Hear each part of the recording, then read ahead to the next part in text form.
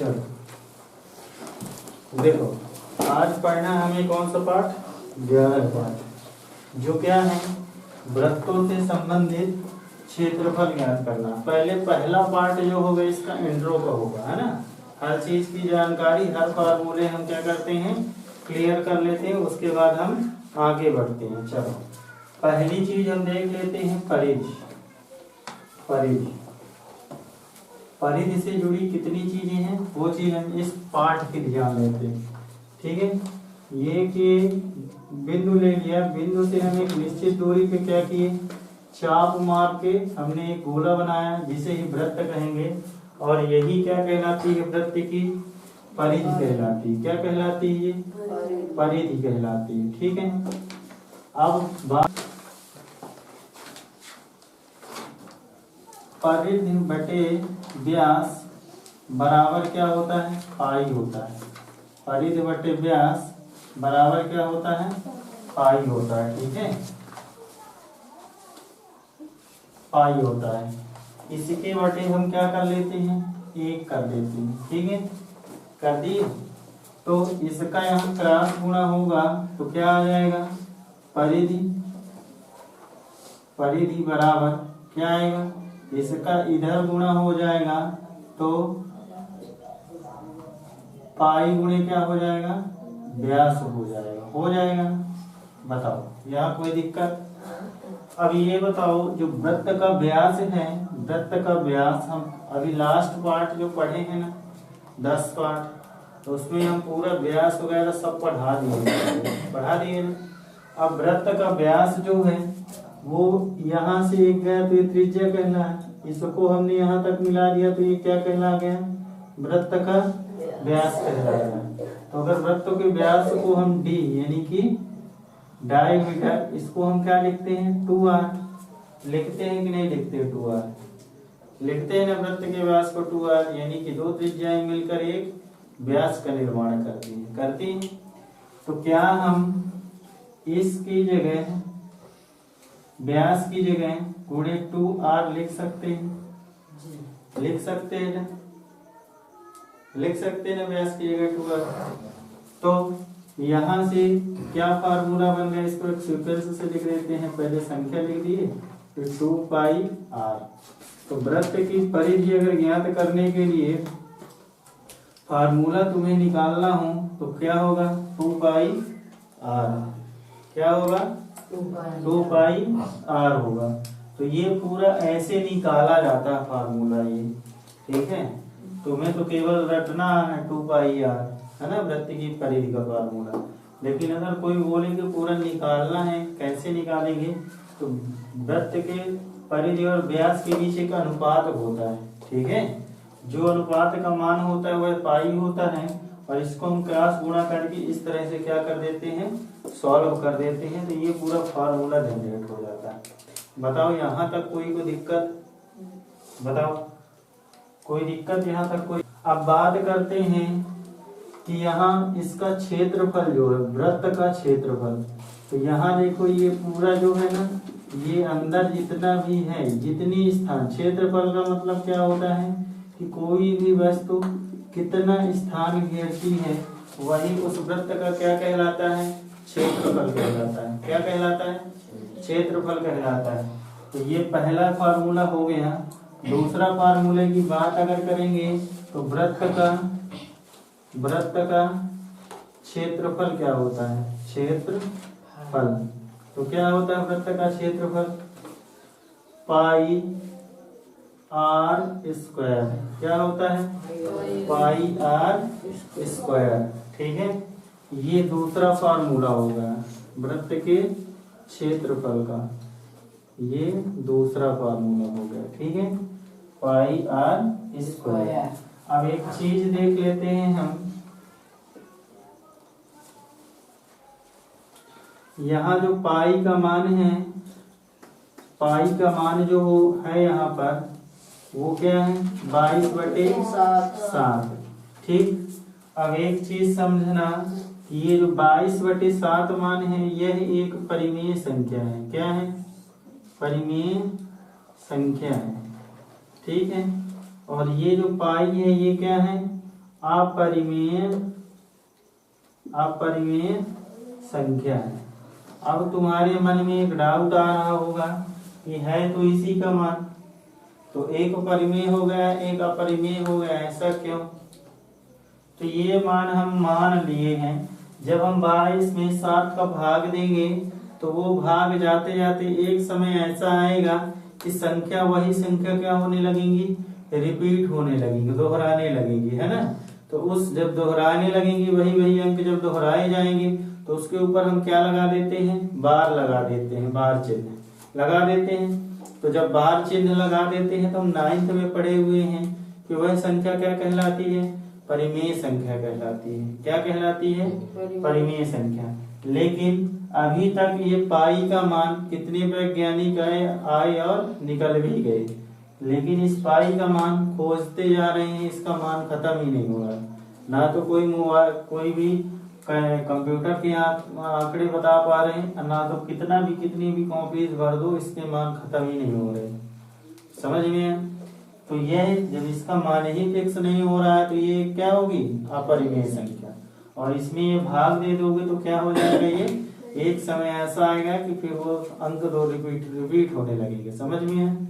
एक दूसरा मान भी इसका रखा जाता है, क्या, 3.14। ठीक है, तो ये मान भी इसके याद रखना है। जहां फार्मूले में यूज होगा तो वहां पर यूज करना पड़ेगा। इतना है समझ में? चलो, ये वृत्त का देख लिए ना। अब हम शुरू करते हैं अर्धवृत्त की कहानी। ठीक है, पूरे पहले हम इसका बेस देख लेते हैं, इसके बाद हम चैप्टर चालू कर देंगे। ठीक है, अब देख लेते हैं जो दूसरा बिंदु है हमारा अर्धवृत्त। कौन सा है, अर्धवृत्त। ठीक, अर्धवृत्त की पहले हम देख लेते हैं परिधि का सूत्र। परिधि, चलो परिधि। तो देखो अर्धवृत्त कुछ ऐसा बनता है कि एक पूरा ये वृत्त ऐसा बना। तो अर्धवृत्त इसका जो पूरी परिधि है ये क्या है, 2πr है। अर्धवृत्त पूरे वृत्त की परिधि क्या है, 2πr है। अब आगे चलते जब अर्धवृत्त की बात करेंगे तो इसको जब हम आधा काट देंगे तो कुछ ऐसा बनेगा ना। तो ये क्या हो गया, अर्धवृत्त हो गया। अब इसकी परिधि निकालना है हमें, तो इसकी परिधि क्या होगी। तो सवाल ये होता है कि इसकी परिधि क्या होगी। तो देखो अर्धवृत्त की परिधि जो होती है, परिधि तो पूरे वृत्त की क्या थी, 2πr थी ना। तो इसका क्या कर देंगे हम, आधा कर देंगे, यानी कि आधा यानी कि बटे 2 कर देंगे। बताओ कोई दिक्कत, आधा कर दिए क्योंकि अर्धवृत्त है। लेकिन एक चीज देखो कि यहाँ तो पूरी परिधि में यहाँ बीच में व्यास नहीं डाला गया था, लेकिन यहाँ पर देखो कि यहाँ पर ये वाला भाग भी अलग से है। जब काटेंगे तो ऐसा ही दिखेगा ना। तो अलग से क्या इसमें दिख रहा है, यानी कि एक त्रिज्या और ये दूसरी त्रिज्या, यानी कि 2 त्रिज्याएं दिख रही हैं कि नहीं दिख रही। तो अलग से हमें क्या जोड़ना पड़ेगा, इसमें 2r जोड़ना पड़ेगा। समझ में आया इतना, बताओ आ गया इतना। तो यहाँ देखो कि इस 2 से ये 2 कैंसिल हो गया, तो बचा क्या, πr प्लस 2r बचा ना इतना। बताओ कोई दिक्कत।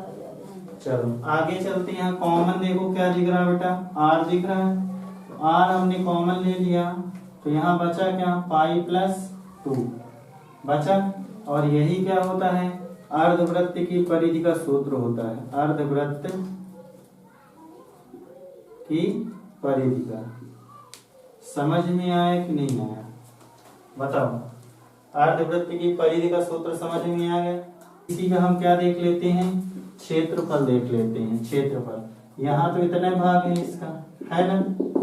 चलो इसकी अगर पूरे की बात करें तो इसका क्षेत्रफल क्या था, πr² था। ठीक, तो अर्धवृत्त का जो होगा, अर्धवृत्त का क्षेत्रफल, तो भाई ये पूरे का क्या था, πr² था।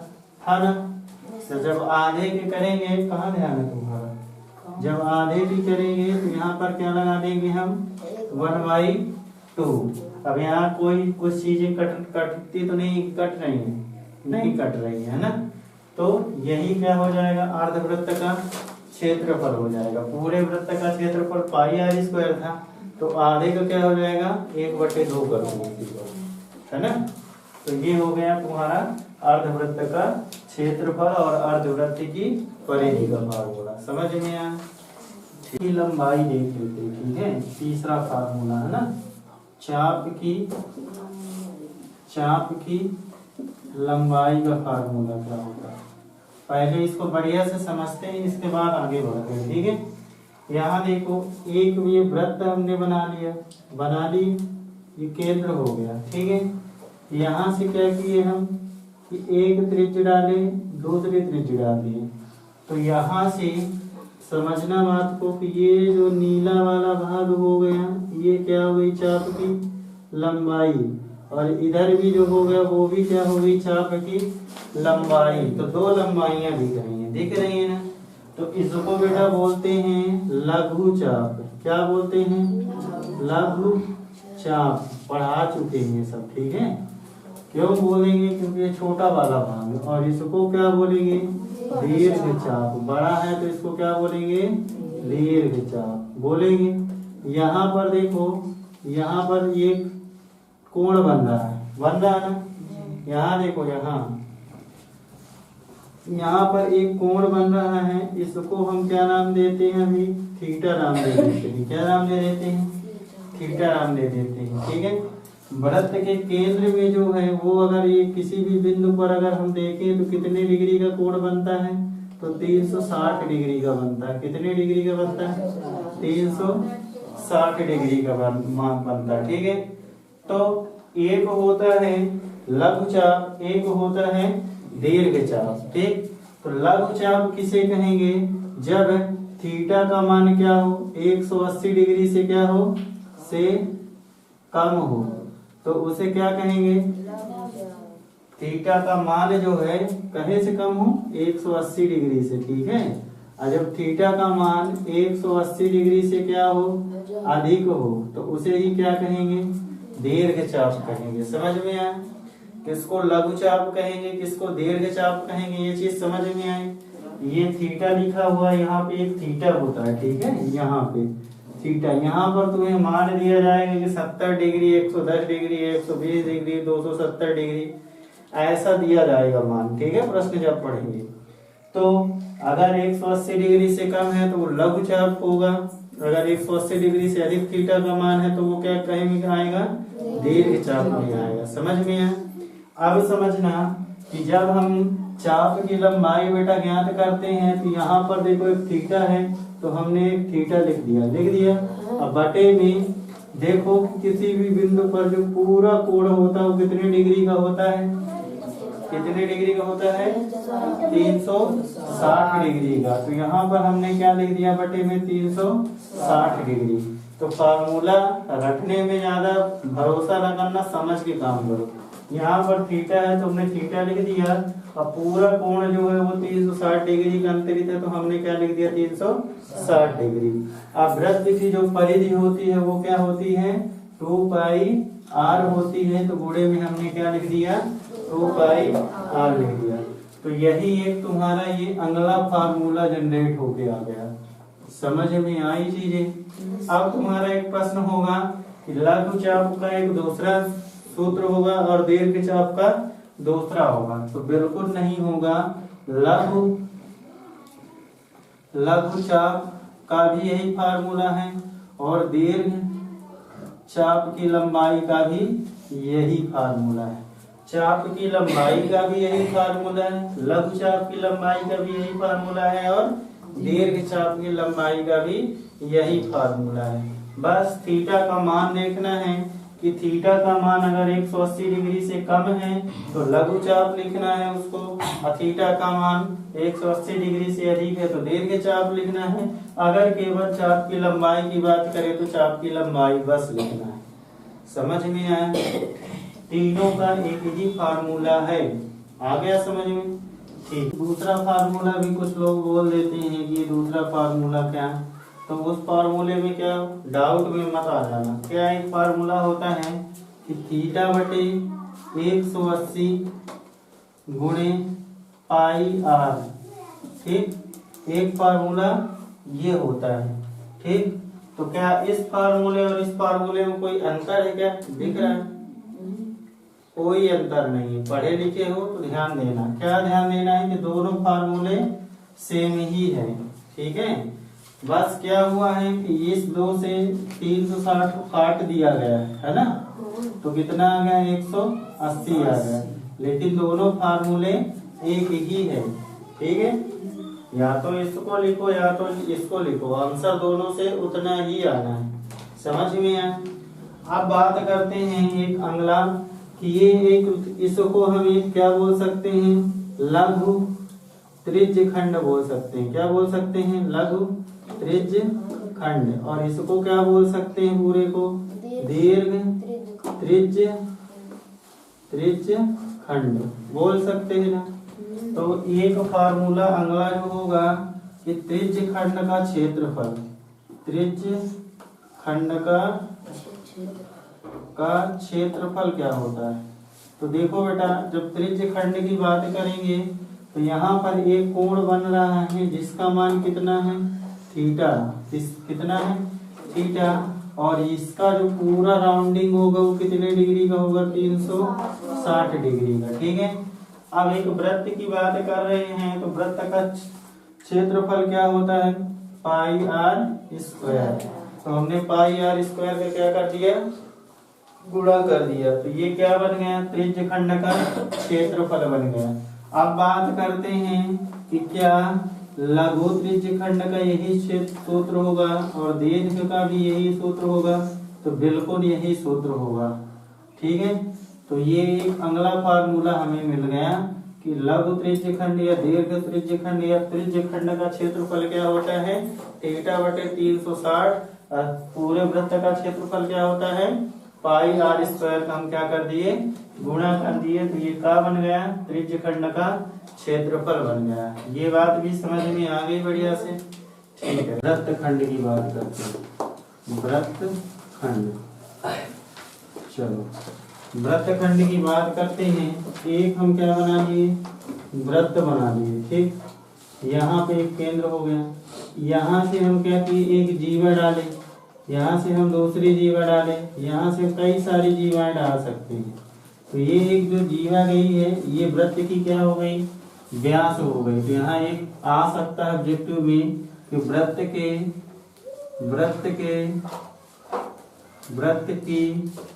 सबसे बड़ी जीवा को क्या कहते हैं, जीवा को व्यास कहते हैं। क्या कहते हैं, व्यास कहते हैं। अब देखो यहाँ समझना बात को,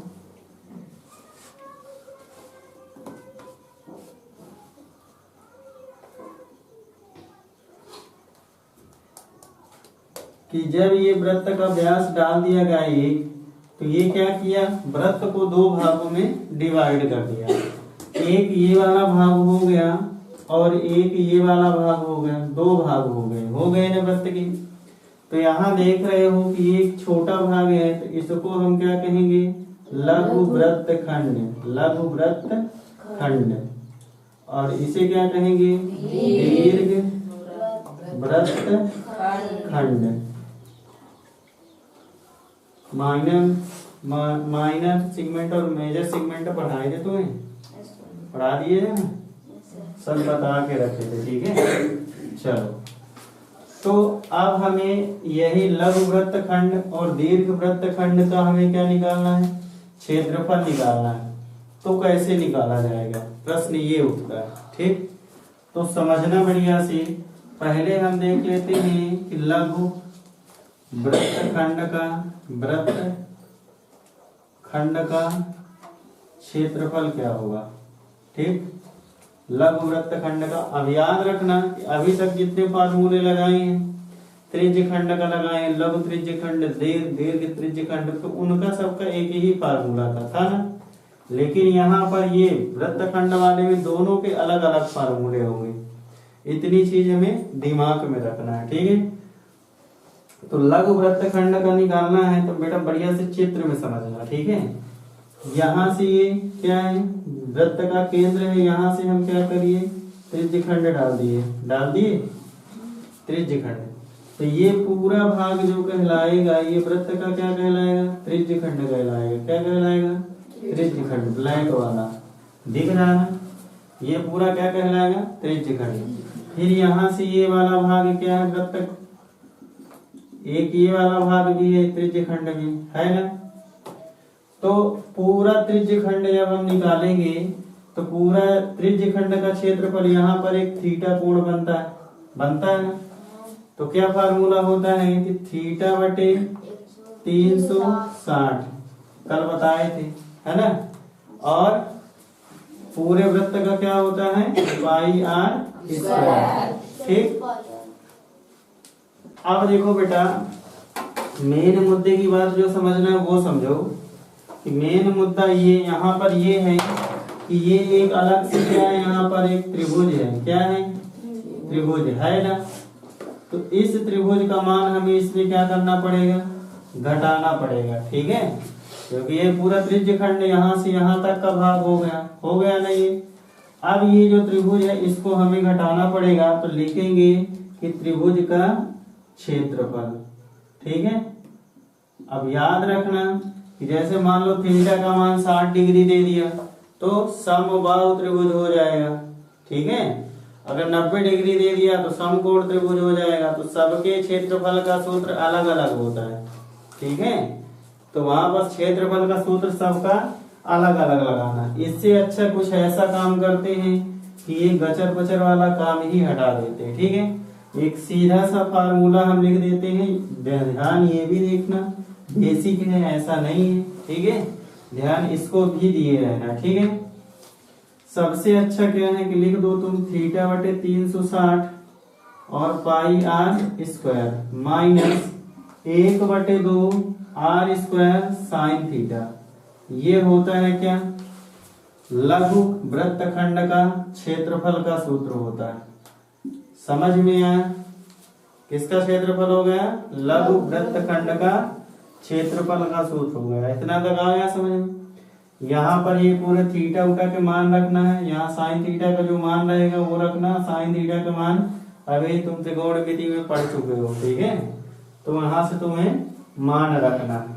तो ये वाला भी समझ में आया। चलो अब यही दूसरा भी लगे हाथ देख लेते हैं कि दीर्घ वृत्त खंड का क्षेत्रफल क्या होगा, क्षेत्रफल क्या होगा समझना, लॉजिक। दीर्घ यानी कि इस पूरे वृत्तखंड में, ये पूरा वृत्तखंड का क्षेत्रफल क्या होगा, पाई आर स्क्वायर होता है। पूरे वृत्त का क्षेत्रफल होता है। पूरे वृत्त के क्षेत्रफल में अगर हम इतना भाग घटा देंगे, लघु वृत्तखंड घटा देंगे तो दीर्घ निकल आएगा कि नहीं निकल आएगा, बताओ। पूरे में से इसको घटा देंगे तो ये वाला भाग, बड़ा वाला भाग आ जाएगा कि नहीं आ जाएगा, आ जाएगा ना। पूरे के क्षेत्रफल में इतना भाग ये वाला घटा देंगे तो किसका आ जाएगा, बड़े वाले का आ जाएगा। तो पूरे का क्षेत्रफल क्या होता है, पूरे वृत्त का पाई आर स्क्वायर। क्या होता है, पाई आर स्क्वायर। अब पाई आर स्क्वायर में तुम क्या घटा दो, लघु वृत्तखंड का क्षेत्रफल। लघु वृत्तखंड का क्षेत्रफल घटा देंगे तो क्या आ जाएगा, दीर्घ वृत्तखंड का क्षेत्रफल आ जाएगा। तो ये पूरी फार्मूले की कहानी क्या हो गई, खत्म। अब ये पूरे फार्मूले जो है ना पूरे तुम्हारी 11.1 में लगने वाले, ठीक है। तो ये पूरा इंट्रो पार्ट है, इंट्रोडक्शन है पूरा इस पार्ट का, ठीक है। इसका पार्ट अलग रहेगा और प्रश्नावली के सवाल के पार्ट अलग रहेंगे, ठीक है।